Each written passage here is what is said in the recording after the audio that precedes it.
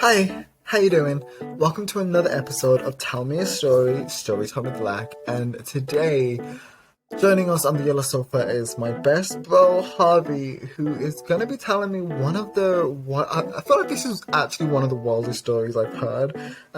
He's telling me about the time he basically saw someone get shot. Um, yeah, and it's like one of those situations that you don't think you'd ever be in. It's like, what do you do in this situation? I don't know. Let's find out what Harvey did. Let's find out what the hell went down. It's a great episode, so let's go. Oh my gosh, Harvey, hello. Thank you for joining me here on the yellow sofa. How are you doing? I'm doing good, thank you. How are you? I'm really well. Like, I'm so excited to be talking with you. But first things first, I need to know, what are you drinking? Like, what's going on? Some tropical juice. Tropical. Okay, fair enough. You know what? I have some rosé. So, like, let's cheers to that. There you go. There you go. Okay, Harvey. So I know what you're drinking. Now, what I need to know is, what are you going to be telling me? What story are you telling me today? Okay. So we went back and forth a lot about what to speak about. But in terms of the most interesting thing, I think I kind of pointed on was the time that I saw, well, not saw it, well, the aftermath of somebody getting shot. So Guys, yeah, like, I lead it. Gone. I want to jump in and say, so me, like Harvey just said, like we were going back and forth, and Harvey's like, oh, I could just talk, man, I could just talk about the time that I saw someone get shot, and he just like kind of like, yeah, and I was like, you what? I know. Yes, of course, that's what you're going to be telling me about. Okay, so let's just go straight into it, and I want you to like kind of paint the scene. Where were Hmm. you when like this happened? Okay, cool. So I'll paint the scene as best as I can. So um, me and I was with another friend of mine, and we were at the petrol station. So basically, I had a music studio that was kind of like behind the petrol station, like maybe like a simple walk down. But I go to the petrol station to get some like snacks, and then I park in whenever I do. And I was I was filling my car with petrol, and my mate was buying the snacks indoors. And just like anywhere in Birmingham or anywhere in the UK, you hear like these random bangs, and you always think it's like a car backfiring, right? Because you would never think in Birmingham and safe haven UK that there's going to be a flipping gunshot, right? I didn't know But about that. I didn't know I about. think I think also at the same, yeah, I know what you mean. Yeah, when I heard it, I knew it was something different, but it was as if my mind was saying, okay, it surely can't be, because I've never seen, or you know I'll probably say I've never even heard a gunshot before until that moment. But it did sound a bit weird. But now just something told me that it was just not a gunshot. It was just a car backfiring. So Okay, I hear the gunshot supposedly, and I get in my car. I then um, drive out the petrol station, and of course, the petrol station has like an exit hmm, and then an entrance, right? And as I'm leaving, a car comes in. So he comes in where I'm meant to be exiting. So I was like pissed off at that because road rage is just a simple thing to get annoyed about, right? And then I looked like a little closer because when you're having road rage, you want to stare at the dude and try to intimidate him because that's what you do, right? So I'm staring at the dude, and then I noticed, and my mate notices as well, that his window's been smashed, and that he's covering his half of his head. We then, go out of the petrol station. I park my car up, which is literally like a 20-second drive down the road in the studio. Then I told my friend, like, has something happened to him? Like, something's happened, right? The window smashed. We both agreed that we saw blood, but we were like, again, in such a like a frame of mind that we were like, kind of like, are we sure we saw that? Or like, you know what I mean? Because it's just such a crazy thing. I've never seen that before ever in okay. life. But So, what time was this?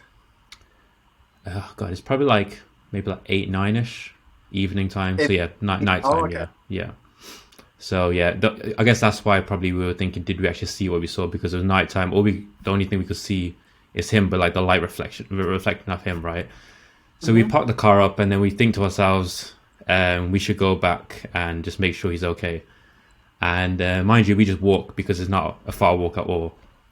We then walk around this corner to get into the petrol station, and he's basically parked outside the actual petrol station, not near a pump, but just outside the actual Yeah. petrol station store, right? And he comes out, and we're like there asking him, "Do you need any help? Like, what can we do? We're gonna call the ambulance for you." And then he gave us like the craziest stare, to the point where for like a few seconds I was thinking, this guy thinks we're there to finish him off.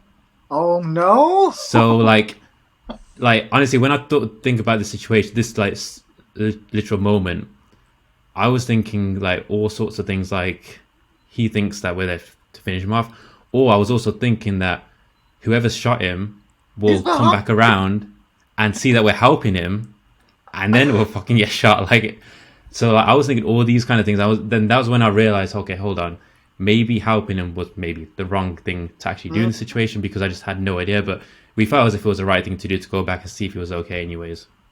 So yeah, we go and assure him that we're there to help, and then we asked the dude who's okay? How was the guy hysterical? Was he like screaming? Was he crying? Like, no, how he was was he? he was very calm, to the point where it was like maybe a bit silly to say, but it seemed as if it was normal to him. He seemed as if he was Oh, used to that kind of like lifestyle. situation. Yeah, That. yeah. It's bad to say, but like, he was so calm. But the thing is, a lot of his emotions, I imagine, were um, taken away by the fact that this amount of bleeding that he was subjected to was actually like making him fall asleep. So we were then obviously trying to trying to tell him like, don't go to sleep. That's like the fucking the worst thing you can do, right? And what we did was, funny enough, we went to the fucking store, the petrol station store, and we grabbed him like shitload of Lucozades or anything that had fucking energy on them, and just made him down. Then we just told the owner of the store, like, you are gonna help, right? And he was like, yeah, sure. But the owner wouldn't let him into the store, because he was also afraid that he was gonna get some fucking collateral damage in this whole situation. Oh my So god, this is we were crazy. outside. Yeah, we were outside with him, and you know what? Maybe when you do this edit, I might be able to find a picture of his car, because I cheekily took a picture. I'll Yeah. have to go through my phone like for ages ago, but basically, yeah, we were outside the petrol station. We were just giving him not Vimto, Lucasade and shitloads of it, just making sure that he was, staying awake, because every single like second he was like drowsing off. And yeah, I might as well go into detail of what we actually saw. So yeah, his whole like face was covered in blood, pardon me, and like his whole ear, I couldn't see anything of his ear. Like, it literally, his ear was like formed into his like head. It was like as if it was melted into his head. How What? crazy it looked. Okay, in this moment, I'm guessing, were you scared? Did you feel sick? Like you've seen someone that you I know? didn't feel. Yeah, to be honest, like, I'm very I can't handle like blood and gory stuff on TV and stuff like that. But in that situation, it actually wasn't that bad. Not saying that it was fucking chill, but I feel like, when you see on TV, it's a way more worse in terms of like the gore and the sound. Whereas when I saw it there, Okay. it was almost like you couldn't be scared of it, because if you were, then you're just gonna make it worse for him. You know what I mean? Like, you Mm. couldn't be scared in that situation. Obviously, in that situation, I was perfectly fine. Weird to say, because I wouldn't think I ever would be perfectly fine. But yeah, it was kind of like you just had to deal with it as it was. And then after, obviously, aftermath, though, when me and my mate talked about it, we were like, "Fuck, that was horrible." But in the moment, you just don't think about it like that. It's just, So you have to deal with it, right? did you call the police? Was it the police So, station? the Petrol- dude at the petrol station, he called the ambulance. And to be fair, the ambulance are really quick. You kind of expect them to be, especially like if you tell them it's like a gunshot related kind of thing. But they were like literally there within 5 minutes. Like, Wow, that's even less than 5 minutes are really, really quick. So yeah, we were there just making sure that he would, stay alive and like stay awake. Then the ambulance came, and then yeah, they then dealt with it from then onwards. But yeah, like, it was such a weird experience, because the guy was like unfazed. Like, he was so unfazed. But I just don't know if that was because of the amount of blood loss he had, that he just didn't have anything within him to show any personality or anything that, showed any like, being scared or like afraid of anything. But he just looked chill, as if this was normal.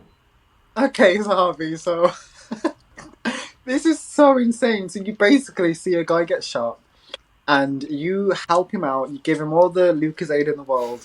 The ambulance comes and takes him. Hmm. Then what? Like, do you just go back to the studio and start making Yeah. tunes? Like, what? So literally, like the ambulance didn't even like. It was so weird because like I thought, okay, us being there, we are now tangled in this situation. Like we probably have to give like a statement, but no, Yeah. nothing like that. Nothing like that at all. And mind you, they had my number plate, and stuff like that. Like literally, I've not heard from any police or anything since the day. And one weird thing actually about the situation, this situation was obviously prolonged because there was blood on the back of his bumper. So Oh. what must have happened was he must have either got shot at his as he's maybe circling his car and then got shot again when he entered his car because there was blood on his bumper and also blood on his side of the car. Then the window smashed. So yeah, What in the Top Boy? I What know. in the Crime Watch is going on?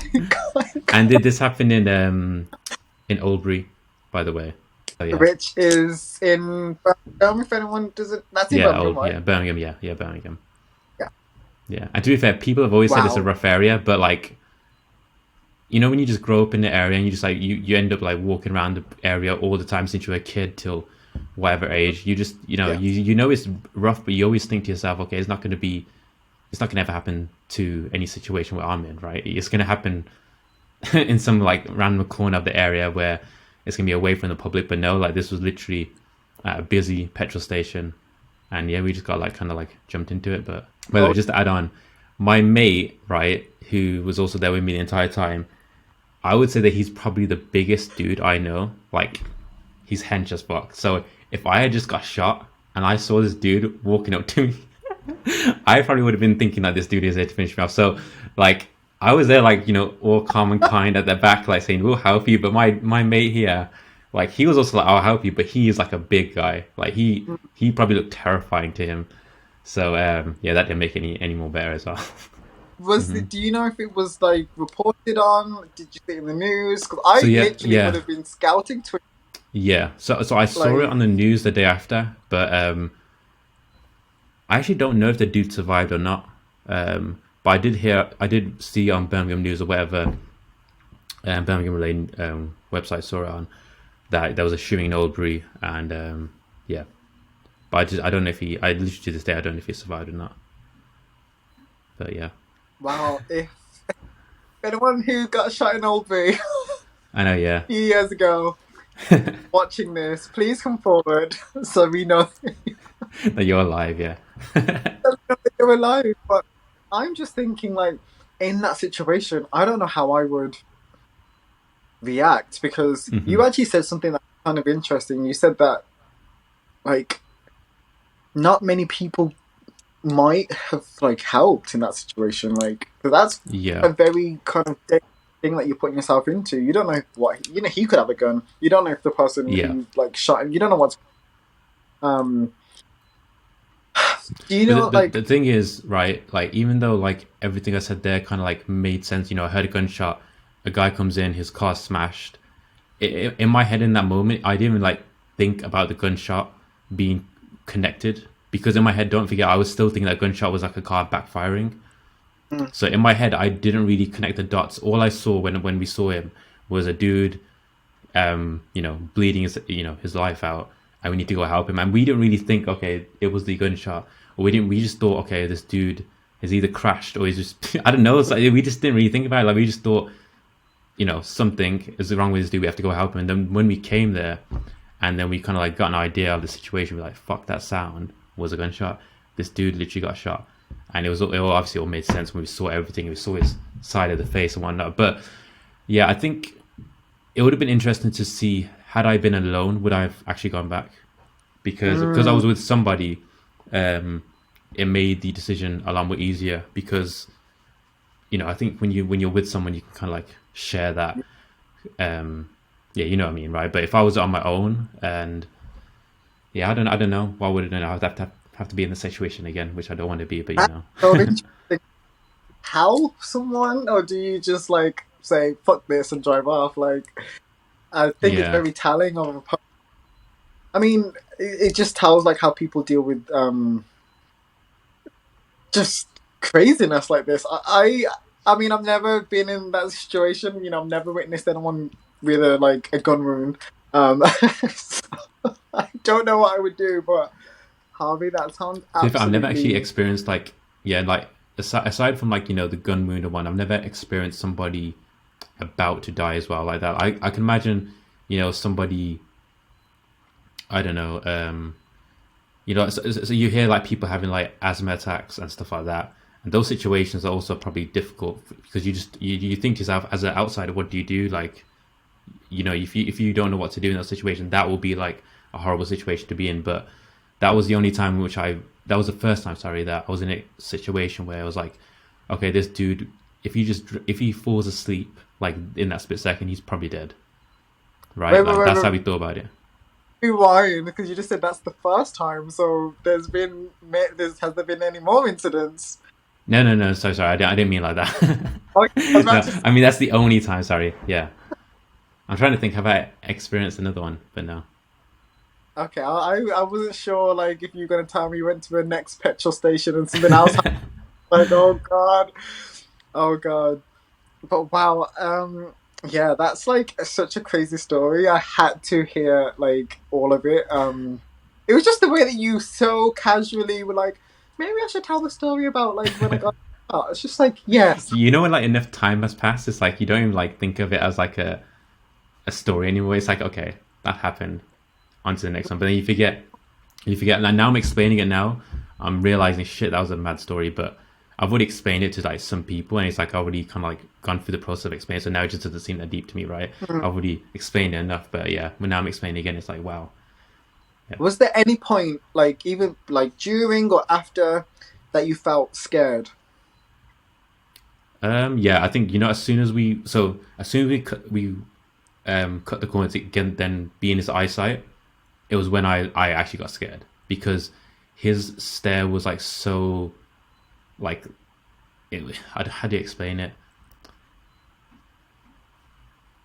It was almost as if like when we turned around to like stare at him and like literally help him, it was as if like he literally did not want any help at all, and like he was like blocking everyone. His energy was so like uninviting, and he literally felt as if it literally felt as if he thought we were there to end him. Like that's the best way I can explain it. Just from his energy alone, like he didn't want to be helped at all. It's at first because he felt as if somebody shot him, somebody's there to finish him off. It was only when we told him like you're literally looking as if you're falling asleep, you need some energy. We're here to help you. We're just gonna keep you awake, get you some energy drinks. I had no fucking clue how that fucking would have helped. But like we kept him like occupied. Basically, that's the best thing we could have done. That's that. I mean, fair enough. Obviously, you don't really know, in that Oh fucking, I had situation. no You're just clue. trying to do your best. That sounds so random. Like, here you go, have some Lucozade. Yeah, literally, like, that's what we Have thought. a twist. We were thinking like, okay, this guy is literally about to fall asleep. Let's fucking get him some espresso shots or some shit. That's literally all we were thinking. Because we also like we also thinking at the same point like you need to stay still because every time he was moving there was more blood dripping. So also at the same time we were telling him stay still, but he just wouldn't follow. He wouldn't listen. Like I like to think that in a situation like that I would, you know, listen to the people around me, maybe. But he was like so in his own world. Like he was not listening to us. He was not drinking the drinks as we were given to him. We had to literally tell him multiple times, you need to drink this, you need to stay awake.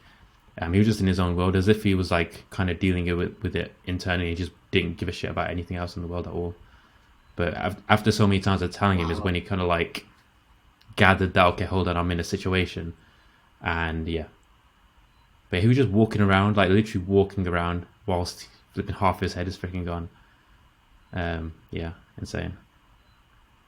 Wow, Harvey. I mean, I don't think anyone else on Tell Me Your Story Time with Laugh, will come and tell me a story like this. So, I mean, fair play to you. I don't know, how do you feel? Is it just it's just another story, or do you get, yeah, it's just like another story to you now? I, You're I just think it so is over now. it. Like I think it is now. I think when it happened at first, I was definitely scared of that area for sure, because not only like was he shot, but you also think about like misfiring. You know, when that person shotgun, who knows who could have shot, right? Any person passing, like walking Yeah. by, right? So I was thinking more so from that point of view, because I know that I'm not a person who ever will ever affiliate with these kind of people. So I know that I'm well away from that situation regardless. But like, I was thinking about it from the point of view as, you know, like if you're just walking down and a shot has just been missed, and you're in that, you know what I mean? Like you hear all these stories and crazy stories, and I was just thinking about stuff like that. It's like being in that area, then knowing that those gunshots there. Every single time I was go to that petrol station or walk down the road, I would just be looking at every single car, like literally looking at every single car, and, and just Are you crazy? you know when You you, think of because the going to thing that is petrol like, station? but like when you see that, you just look at, you just No. think, wow, like that could happen to literally anyone. Like if you know they were to miss their shot, kind of thing, right? And yeah, by the way, that gunshot, the sound of it, like even though I thought, it was a car misfiring, it had such a deep tone to it. Like I knew something was off in my gut, but I told myself it was something else because I just didn't want to believe it. But it was such an insane sound, like insane sound. Like you can literally, you know, like when you hear bass in like Damn. in a club, and you just feel it in like your heart, like yeah, you could feel it. That's how it felt. But yeah, So you heard it here first. A gunshot sounds like bass in the club when the yeah, bass yeah. drops. There you go. Wow, that Harvey, one. Thank you for sharing that story. No worries. Wow, wow. I'm going to sleep with one eye open, even though I'm not in Albury. Like I feel like Yeah, you're safe. You're safe. As long as you're not in Oldby, Birmingham, I'm it's cool. sleeping. Yeah, as long as you. Sorry if you are, but yeah. Thank you so much for sharing that story and joining me today. And yeah, wow, just No thank worries. Had you. a good time.